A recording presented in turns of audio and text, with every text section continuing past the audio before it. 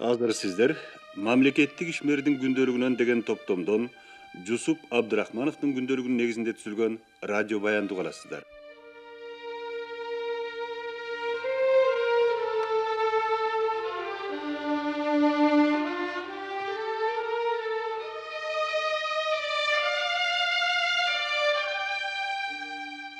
26 январь 1931 жыл. Баума менен Кахианиден телеграмма алдым. Алар мага Исакеевке жана жалпы эле делегаттарга себүүгө байланыштуу кайра келгиле деп сунуш кылышат. Бул телеграмма мени кубантып койду. Иштеп жүрүп өзүңдү кайгыңды, жеке кайгыңды унутуп коюш кандай жакшы. Телеграмма мени жалгыздыктан куткаргандай болду. Жаңы жашоону куруп жаткан коллективдин мүчөсү катары жаңы турмушка, коомго жаңыча мамиле кылуу менин милдетим. Мен коллективдин ишеничин актоо үчүн, социализмдин жеңишине салым кошкон жоокер деген атты актоо үчүн мүмкүн болушунча, ал тургай мүмкүн болбосо дагы бардык ишке даярмын. Жашоо керек, иштөө үчүн жашоо керек. Менин турмуштан артта калганым өкүндүрөт. Жумуштагы кемчиликтер тап күрөшү менин сезимимди алакты кылып, социализмдин эң чоң ийгиликтерин көрбөй калыптырмын. Ушунун натыйжасында менин дагы бир жаңылыштыгым кетиптир. Партиялык жетекчиликке тескери мамиле жасай баштаптырмын. Партиянын азыркы жетекчилиги социализм үчүн күрөштө кыйлап өстү, бирок кемчиликтер дагы болбой койгон жок. Мына ушуларга туура баа бербегендигим менин катачылыгым. Меньшевик интернационалчыларга жардам бергендиги үчүн Рязановду олтургузуп коюшту деп айтышты мага. Эгер бул чындык болсо, анда каргыш урган эскичиликтен сактануу керек.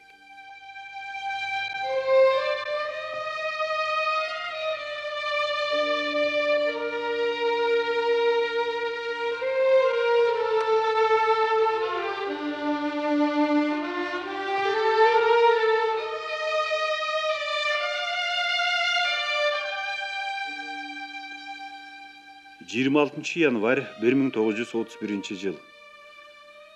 Рязановдун окуясы чын болуп чыкты. Эгер эскилер өздөрүнүн чеңгелине эски революционер большевикти алышса, анда алардын мүмкүнчүлүгү канча экенин элестете берсе болот. РСФСРдин советтеринин 15-съезди ачылды. Угуучуларды уктатып коюуга жөндөмдүү Сулимов докладчы экен. Экисинде Ташкентке жөнөмөк болдум. Оор, көңүлсүздүк, жалгыздык. Бөлмөдө жалгыз отурам. Көп нерсе жөнүндө сүйлөшкүм келет, бирок эч ким жок. Ушундай болуп келген, мындан ары деле ушундай болот. Мындай жашоонун эмне кереги бар? Мен өзүмдүн жеке турмушумду жөнгө салууга кудуретсиз экенмин. Миллиондордун турмушун жөнгө сала аламбы? Билбейм, ишене бербейм.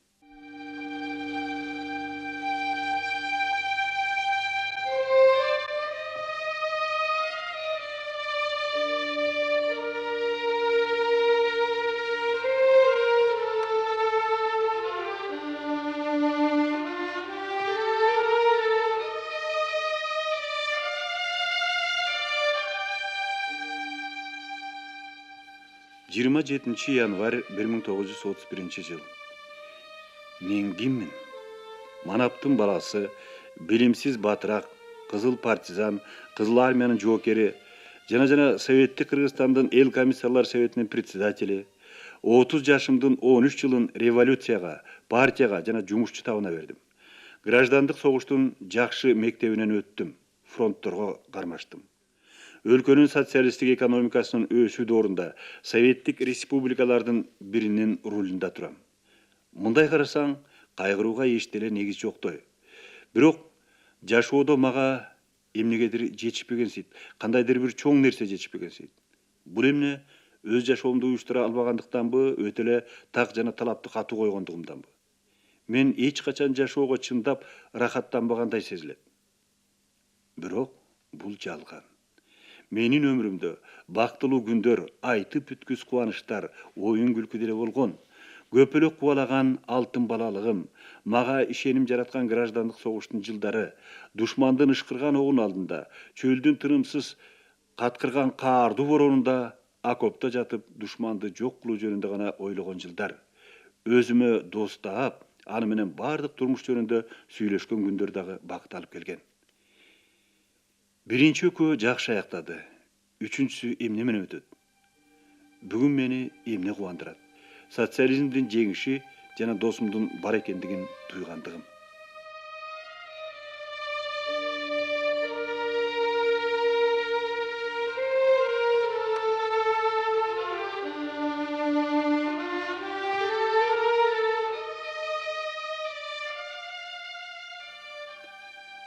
Birinchi mart 1931 жыл. Бүгүн Ленинградтан кайтып келдим. Фрунзе ысык көл темир жолу боюнча Рухимовичке жолугайын дедим эле, бирок поезддин кечиккендигинен ал ишке ашпай калды. Эртең себүүгө байланыштуу Кыргызстанга үйгө жол тартам. Большевиктик экинчи себүү ийгиликтүү болуш үчүн мүмкүн болгондагы, мүмкүн болбогондагы иштер аткарылды. Финансы эл комиссариятынын федерациясы дотация берүүдөн баш тартты. Себүүнү жүргүзүү үчүн каражатты кайдан табыш керек?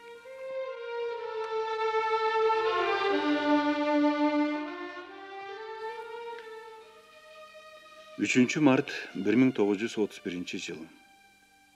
Поезд демейдегидей эле азыркы советтик транспортко ылайык ылдамдык менен баратат.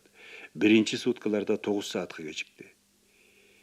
Индустриялаштыруунун тез өнүгүшүндө жана темир жол транспортунун артта калуусунда мамлекеттин жашоосунун диалектикасы туйлат.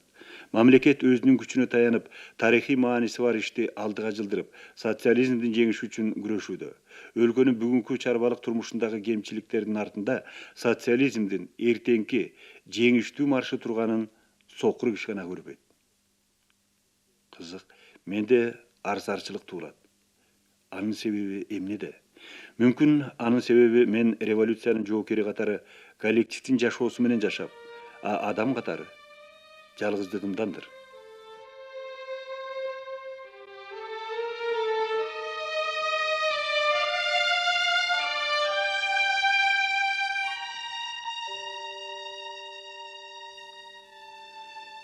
Тогузунчу март 1931 жыл. Орта Азия Борбордук комитетинин бюросунун себүүнү 15 майда бүткөрүү жөнүндөгү токтомун ишке ашыруу эч мүмкүн эмес.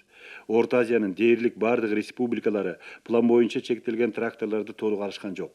Алынгандарынын запастык бөлүктөрү, сокулары жетишпейт. Ушундай кырдаалда Орта Азия себүү комиссариятынын жерди буурусу менен 4-төн 6 жолуга чейин кайра айдоо деген чечими таң калтырат. Бул бират менен себүүнүн аягына чейин 1 гектар жерди айдоо дегендик. Бауманда болуп төмөнкү маселелерди койдум. Биринчи, колхоздорго 55 000 центнер үрөндүк данды алмаштыруусуз берүүгө уруксат берүү. Анткени колхоздордо дан жок. Ал буга Сталиндин тыюу салуусу бар деп макул болбоду. Бирок Борбордук комитеттин алдына маселе коем деди. Экинчи, алынбай калган тракторлор запастык бөлүктөрдүн, соколордун жоктугу себүүнү үзгүлтүккө учуратат. Ал эмне деп жооп бере алат? Тракторлордун келишин тездетүү үчүн өкүлдөрдү жөнөтүптүр. Үчүнчү, мал чарбачылыгында быйыл өткөн жылдагыдай өсүш аз болот дедим.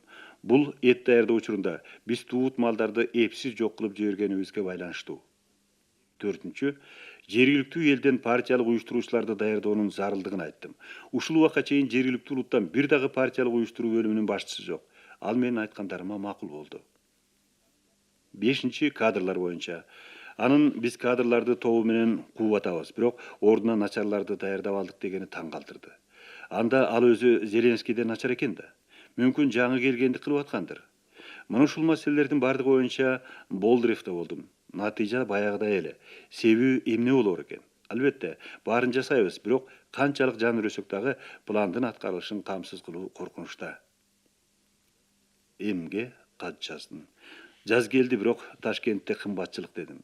Бирок нан берүүнүн нормасынын кыскарышына байланыштуу жумушчулардын аз жерден иш таштоого чыкпай калганын жазганым жок. Өткөрүп жатабыз. Непти биз эртерээк жоюп жиберген жокпузбу? Эң туура жолду тандап алып, бирок аны ишке ашырууда жаңылыштык кетирип жаткан жокпузбу?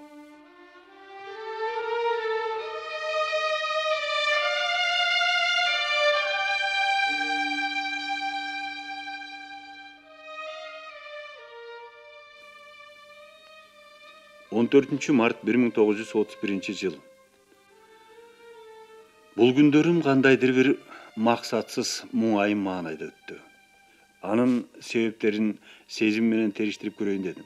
Бирок андан эч нерсе чыкпады. Анткени менен акыл токтотууну талап кылган кызуу ишке кирери менен ал маанайымды сезимимде дароо териштирип алдым.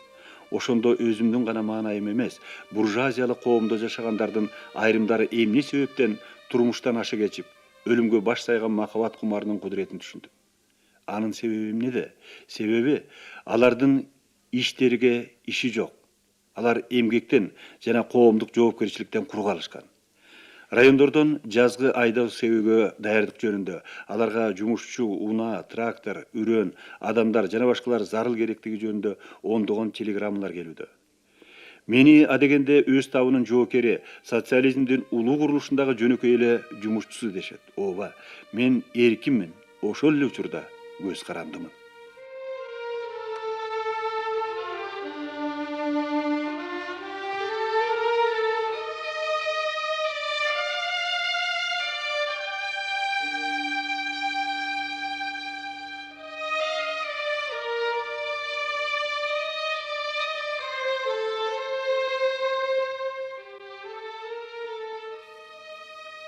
17 март 1931 жыл.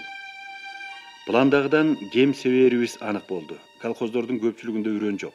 Айрым райондордо жер иштетүүчү унаа күчү жетишпейт. Менин малым, менин душманым дешет малчылар. Чапан тигип алар кездеме жок. Пахта айдап эмне кылабыз дешет пахтачылар. Бүгүн нансыз отуруп, эгин айдап эмне кылабыз деп сурашат дыйкандар. Мындай кеп сөздөр бир караганда чынында эле бүтүндөй эмгекчилердин маанайын чагындырып тургандай туюлат. Тилекке жараша андай эмес. Бул маанай жана кеп сөздөр тап душмандарынын, алардын капканына түшкөн эмгекчилердин бир даарынын гана ыры. Эмгекчи дыйкандардын айрым бөлүктөрүнүн мындай маанайга туш болушуна биз күнөөлүүбүз. Биз алардын туура эмес жолдо баратышынын көрсөтүп далилдей алган эмеспиз. Ооба, ойлоно турган, иштей турган иштер көп. Эң эле жаманы, биз эмгекчилерге, дыйкандарга ийгилигибизди жана жетишкендигибизди көрсөтө албай жатабыз. Ошондуктан алар биздин кемчиликтерди гана көрүшүүдө. Эң жаманы ушул. Кечээ Каганович районунан 3 колхозчу келип, азык-түлүктүн тартыштыгын айтып, жада калса нан, чай, кездеме, булгары жана башкалар жок экендигин айтып даттанышты. Аларга макул болбоско арга жок, бирок акчаны биз кандай, кайда чыгымдап жатканыбызды айтып берүүгө туура келди. Ошондой эле МТС жөнүндө. Эл колундагы европалык машиналардын саны, жаңы сугат жерлери, мектептердин, окуучулардын саны улам өсүп бараткандыгы, ооруканалардын курулуп жатканы, завод, фабрикалар жана башкалар жөнүндө айтып бердим. Маегибиздин соңунда арызга келгендер бизде кемчиликтер гана эмес, ийгиликтер дагы бар экенине ишенип калышты. Алар жетишкендиктерибизге жетин алышпай кубанышып, кетип баратышканда өз ишиңерди аткара бергиле. Биз жаңы түшүмгө эптеп жетебиз, анан силерге жардам беребиз.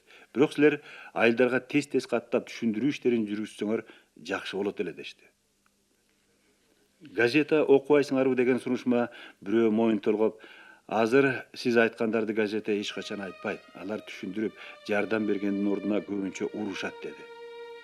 Мүмкүн алардыкы туурадыр. Баленин баары мен кыргызча гезит окубаганымда.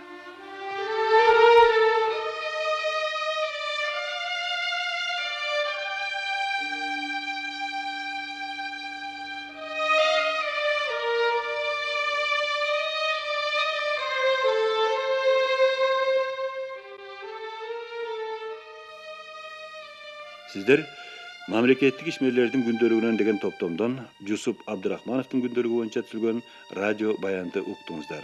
Окуган Бактыбек Мамытов. Саламатта болуңуздар.